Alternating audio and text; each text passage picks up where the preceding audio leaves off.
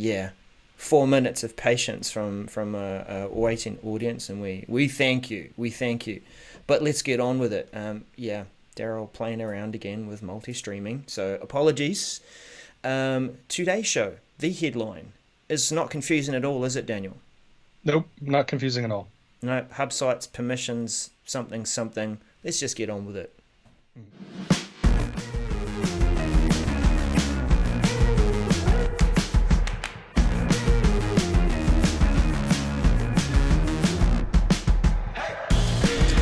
Well, hey, we're back. Yes, thank you for joining us. Thank you for your patience. Yeah, it's not a confusing headline at all. It's going to be a good one to dive into first. But yeah, firstly, Daniel, how has the week been in the world of Microsoft 365 for you? It's been exciting. I think the something that we have not talked about too much on the show, except when the announcement was made. But with the whole idea of SharePoint workflow going away in Microsoft 365, just been a lot of conversation going on this week around that. That's really been a lot of the conversation. And something else that will be announced tomorrow has also been we've been throwing that around for a few days as well. So, but anyway, back to the workflow. I posted a blog post about it as well, really focusing on what are those steps that people are going to need to take? And we talked about it on the show a little bit, but what are those steps? So you can go to my blog or go to regarding365.com and see it there.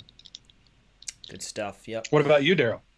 Oh, yeah, no, I've been playing a bit with some of the SharePoint Spaces stuff, and I came across something that Mark Rackley had referred to, which I've got to try today. They'd created some spinning logos for SharePoint and for Teams, 3D style, so I'm going to drop those into Spaces. But yeah, hanging out for one of the things that we recently saw in the Message Center, which was annotations within 360 video, 360 pictures actually, so we can create a virtual tour.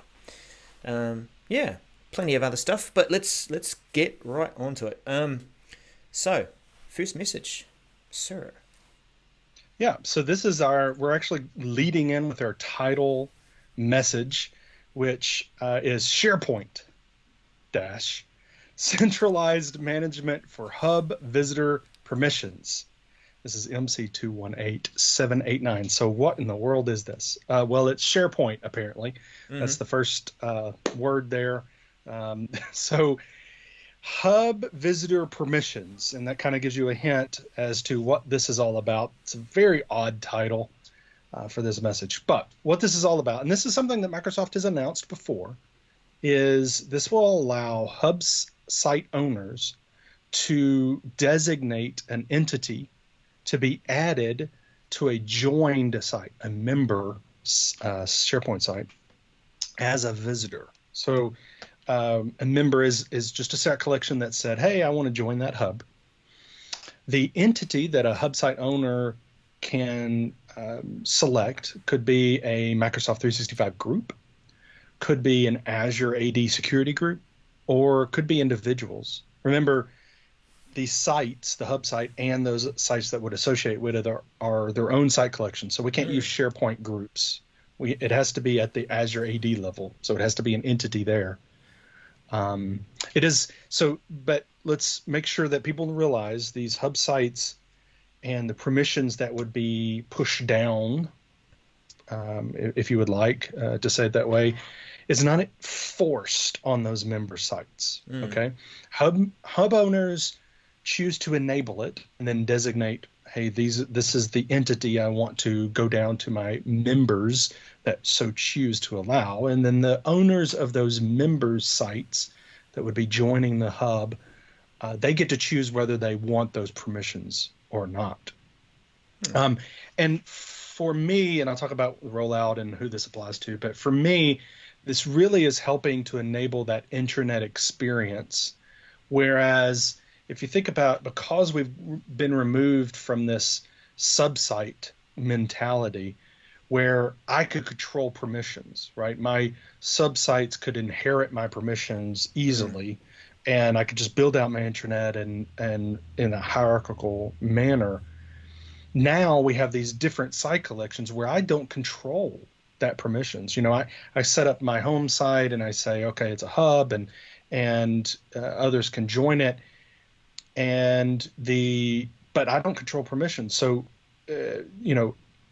people could come to my site, the hub site, and go, oh, there's a link to the HR site. But if HR has removed the permission or never added permissions for everyone to see it, they won't have access to it at all. So anyway, this gives me the ability to control it to where people will have visitor rights. We'll be able to see those sites and see the content there. Of course, those member sites will be able to manage their permissions, accordingly. It's targeted for early August for those targeted tenants, and then everyone completed by the end of September. And the beauty of this, I'll pause to see, Darrell, if you have any comments about this, and I'm sure you do, but the beauty of this is for all environments. This is for standard tenants, DoD, GCC, GCC High, education, Germany, et cetera, et cetera. So this is for everyone on those timelines. Well, it's good to see a update which is landing for everyone at those times. And it's an important one. Like to Associated Hub, then I can see where you need to have a mechanism to synchronize those permissions if you want it. I do see also the scenario where you don't want to. And this might be your hub represents a customer, for example, and every site that is associated with it could represent a project. Some projects are going to be open and available.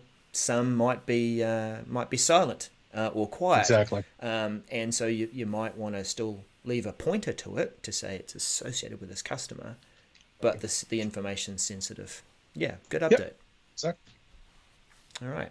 Awesome. So our next message it's a kind of a technical one, and I know that you're going to explain this really, really well. But it's all about this streaming and Teams, right? Yeah, it is. It does sound technical because it has TEK and tech in it. But this is a brand name or a technology. NewTek NDI is feeds and capturing them and using them in production environments. Now, NewTek NDI is going to be available for Teams. That's MC 218745. Now, when you think about Teams meetings at the moment, or even live events, they're a bit limited with what you can do with them, right? Some of the scenes and things, live events itself. What have you found, Daniel? Yeah, with live events, I feel like it's an amazing platform that needs more. It's an amazing platform as it is, but then I think people are taking a look at it and going, oh, that's great, but can I do this, and can I do that, and can I do this? Which is a good thing, a good problem to have with a platform, right, that you're developing. And so people are doing that and they're going, oh, I want to do this and I want to do that. And so things like this, the bringing in the ability to do some streaming and using other sources, and so I think is right where it's the path that people want to see this going, right? Yeah. No, I'm going to rock your worlds a bit, viewers, because I'm going to try and show you something literally practical, because this is a little behind the scenes. Let's see if we can do this. Yeah, here we go. Uh-oh. Yeah, I know, a bit wobbly, hey? The reason that NewTek NDI is going to be useful for even this video production, we have OBS down here, and I'm doing a full capture of Daniel whenever I want to bring him into a scene. And so when you see him on the left or on the right and wherever I move him, I'm capturing that whole screen using a display capture as part of the scene. We've got our message over there and I can trim things up. But NDI Tech is going to allow me to not just have Daniel full screen and have to capture him that way or capture the whole app. I'm going to be able to capture the feed itself. Which, and for those that are on the podcast, Darrell was just showing kind of his setup, the way he's capturing this.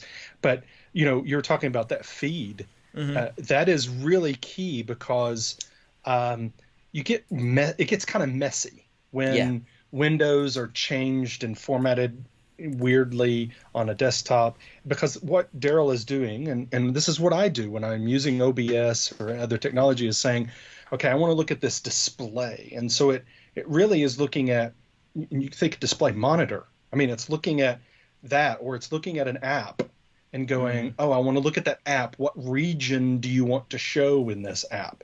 But if that app maker changes things, like for instance, Teams moving around the bar, that shows up or whatever, if that changes, then you have to go and edit your scenes. And so, right. So that's that's where the beauty of this comes in, right, Darren? Yep. And Daniel and I were meeting over a Teams meeting. We're using that as the mechanism to bring us together. And this is what NewTek NDI is going to allow us to do. It's going to turn each video feed into something that we can use in video production and bring live events together easier, making it simpler for us to switch between different people that are participating and display them differently beside content. Lots of different options. Looking forward to it. But we'll just the notes there are that it is off by default. So when it does become available in your tenant, and you're in maybe video production, you might be knocking on the door of the admin saying, "Is it ready yet? Is it ready yet?" Like just another thing that people are bothering admins for. But it has to be turned on, and then you have to be within a meeting policy to allow you to use this feature. It's not going to be on for everyone, as you would expect. Specialized feature. But anyway, let's move on to our next message. Yeah, the next message is new file sharing experience in Teams, MC218732. It says new file sharing experience, but don't leave off in Teams because it's not actually new. This is the same sharing experience as SharePoint and OneDrive have currently. In fact, I think it's long overdue, but this is an excellent update, excellent change for us.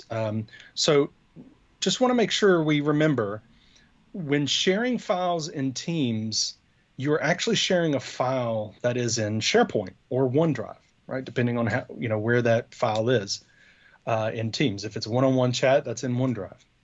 So when you do share a file in OneDrive or a modern SharePoint site, when you add someone to the share, you go inside share, I want to share it with a specific person, you type in their name. If they don't have access, that sharing actually gives it to them. Okay. So it says, hey, they don't have access. When you click share, it's going to give that to them. So one sentence in this update really doesn't make complete sense to me, and I'm not sure what it means. And it's kind of toward the bottom there. It talks about before users share a file in a chat or in channels, they will be notified if recipients don't have permission to view the file. Okay, great. They're going to be notified. Great. The user can change permissions before they share the file, if they have permission to do so, if they have permission to change the permissions. So what does that mean? Does that mean that in the dialogue of sharing, it's going to say, do you want to update permissions? I can click yes. Or does it mean that moving, just like in SharePoint and OneDrive, once I do send it, it's actually sharing it? Yeah. And I don't have to do anything else? Or is it saying that I have to pause, go to OneDrive or SharePoint, actually share the file, give the person permission that I'm sharing it to, and then come back to Teams and click the button? Nah. Surely it's about consistency, right? And this is why you're looking forward to it. It's that consistency. Yeah, that's the whole point of this is, and it was announced previously that this was coming, and we were like, yay, we want sharing to be consistent across the board. So this is great. It's just that sentence makes it sound like it's not consistent. And so I'm going to give some feedback on this update in the message sender, just saying that sentence or a couple of sentences don't make it very clear as to how it actually will be shared with someone who Right. doesn't have permissions right now. So So, anyway, how would yep, you leave just while we're on that topic of yep. leaving feedback on messages? So it's the like or dislike button, hmm and then if I hit dislike, then I've got an If I hit the opportunity thumbs to, down, yep, yeah, then I then can say why. yep, say why. hmm Yeah. Okay. And what's really cool about that is if you click that box that says it's okay to contact me about this feedback, Mm-hmm. uh, they actually have in the past contacted me. I made a note about a message last week, and they contacted me and said, "Thank you, we've updated it. I appreciate the feedback." So it's nice. Anyway, Yeah. so that's how you give feedback. For this message, a big part of this announcement is at the end for administrators. Make sure you understand what the sharing settings are in the SharePoint admin Mm. portal, Yeah. because the SharePoint admin portal controls both SharePoint and OneDrive. So this you want to make sure it's set to what you want to allow and what you don't want to allow, because this is going to follow those permissions, or follow that setting, because again, those files are in SharePoint and OneDrive. Meaning, do you want to allow guest access? What is the sharing time frame for anonymous links if you allow Mm-hmm. that? Those kind of settings, you want to make sure you've set those before before this is rolled out, so that people are not doing something you don't want them to. Speaking of rollout, mid-August for targeted. Nope, sorry, they have not differentiated between targeted and standard. They just said mid-August start, completed by mid-September. And this is only for standard Teams tenants, not GCC, not GCC High, none of those others. So just standard. Sorry for you, government and Germany and all those other special tenants. All right. Love how Sorry. you keep calling out Germany. I think we need a list of other Well, other there's countries. none. I say Germany because specifically for Kazakhstan. the no, specifically for there is a Germany tenant. Oh yeah, yeah. It's this, and so specifically for the one previously for hub site permissions, Germany is called out as being Right. one that's getting it. So that's why I said it. Yes, there are others. Japan, for instance, All has right. one. Yes. But anyway, moving right along. Moving right along. Jeez. Um, This next announcement I'm excited about. I was just pausing for effect because I'm struck. Like, why are you excited about this message? Because I want to hear how excited you are. Oh, yeah, well, I am. I am. New Okay. question and answer capabilities coming to Yammer communities. Now, as I say the word Yammer, some IT pros still go, I don't know why, you know. I don't either. I Don't don't know. either. But MC218734, it has been a damn good platform. I've got to say that. Damn good platform for encouraging conversation during COVID. Yes. We've been using it to create communities to support each other. And we've been making heavy use of the question and answer feature, where people have remembered to use it. Okay? There's been a Teams at Datacom community that we have leveraged to make announcements, for people to ask and answer questions, share their observations, all that sort of stuff. But sometimes when they're asking a question, they don't think to use the question post. This is a different post type that makes the post stand out. So you can see it's a question. So you can answer it as if it was, okay, here's my suggestion, and then get a bunch of answers. And then someone can answer, or rather mark it as best answer. So these are all good things to help you find the information that's been crowdsourced from the community. Now, we see that kind of stuff going on in other platforms and community forums, don't we, Daniel? We do. Yes. Yeah. And I think this is, for me, this announcement is, we've known about this. This was coming, the new Yammer with this, new functionality, and all of that. So this is great. The the point I want to make sure that I want to say is that don't use Yammer just for this, right? This is because I feel like there's other ways of doing this in other technology. Now, if you're already using Yammer, which we have talked about extensively, there are great reasons to be using Yammer. using this functionality is going to be kind of a seamless way of really highlighting those items that are questions and answers so that, people in your organization can find information. So I think it's a great functionality. But for those that are not using Yammer for anything else, and they don't see any reason, and they go, oh, there's a Q&A, do I go ahead and use Yammer for it? My recommendation is no. But for those that are already using it or already contemplating using it, this is a great feature for doing that. Yep. So question and answers are available now. This feature allows a community owner to mark a regular post as a question post.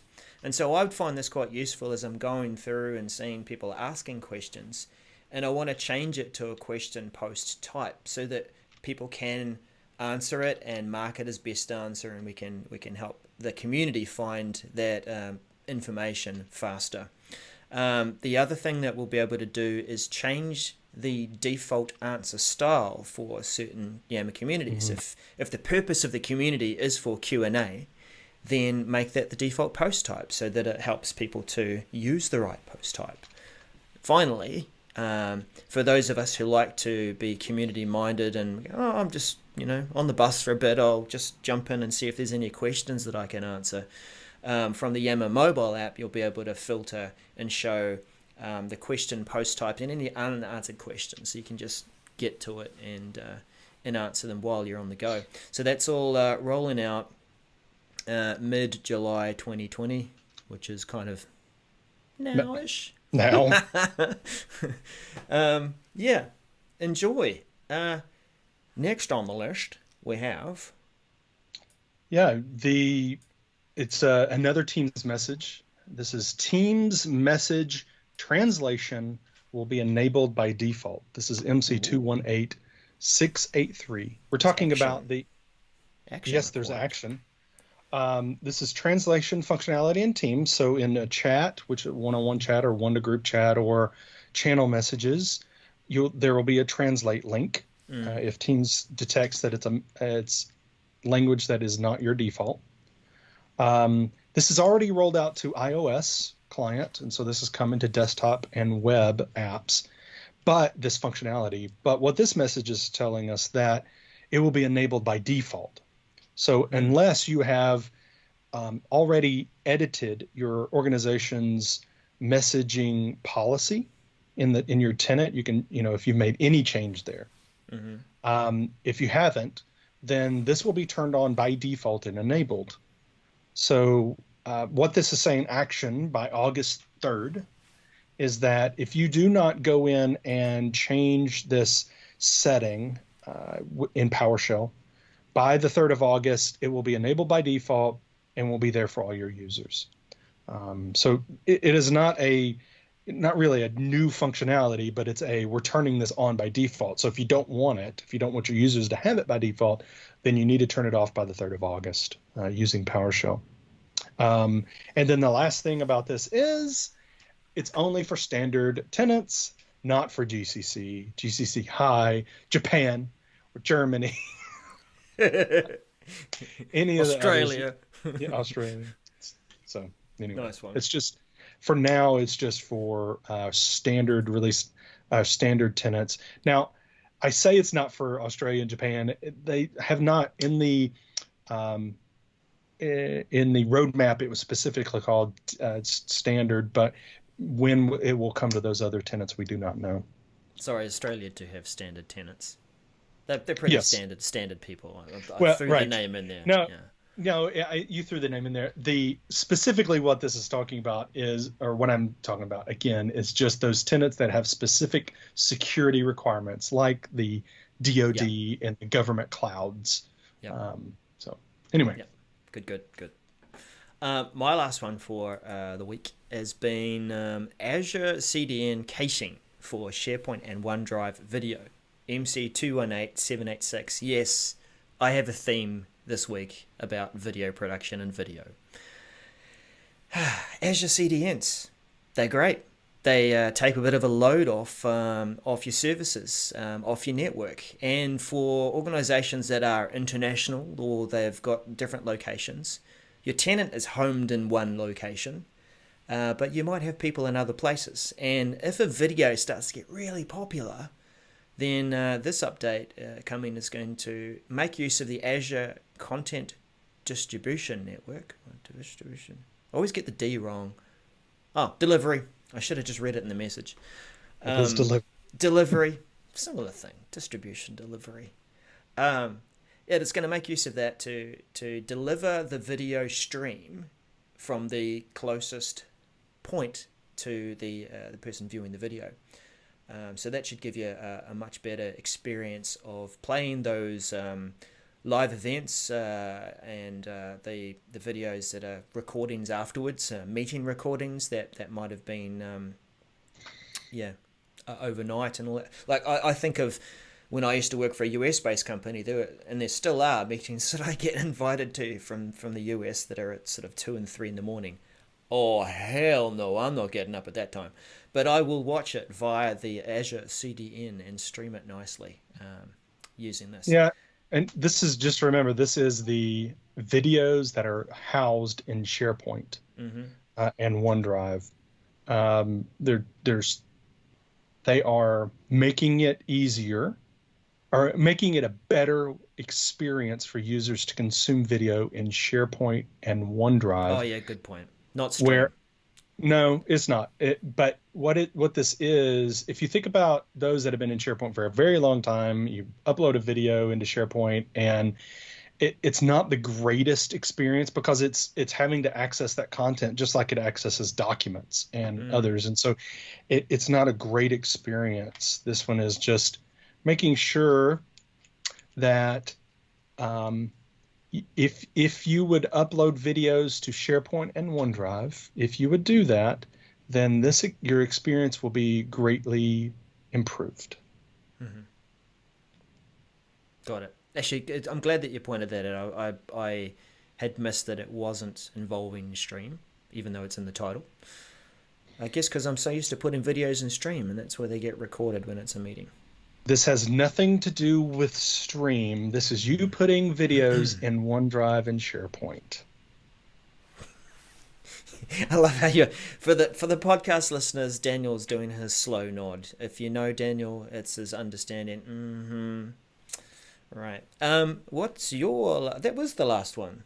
That's it. Yeah, that is it. It is. We are fantastically done. Yeah, because I think that was a great show. I know that there's maybe some confusion around your tech talk about video streaming and such, but it was fantastic. I'll sort it. Now, I think there's some really great content, and there's actually some content in the Message Center that we were just not able to cover this week that you need to pay attention to. So make sure your admins or those that have that role that can see the Message Center are paying attention, looking at if they're syncing to Planner, paying attention to what those items are. And I'll be putting out a blog post later on covering some of those that we didn't talk about, but make sure you're in there and taking a look, not just at what we're covering. We're covering the biggest ones we think that are very important to you, or should be important to you anyway. So hopefully that we will or covering those that you wanted to see and hear. I wanted to say one thing, Darrell, about we'll be reviewing the survey that we had our listeners and watchers fill out. We'll be reviewing that and then getting back with everyone with our thoughts on that. And then we'll be sending out via the socials, and I said this before but didn't do it, but I will be doing it this week, socials asking others what they think about covering messages. So anyway, just wanted to mention that. We'll be doing that soon. Cool. All right. Well, thanks again for joining us. Thank you to all in the chat room for pitching in and enriching the discussion by adding your 10 cents worth. We'll catch you again next week. Bye for now. Bye.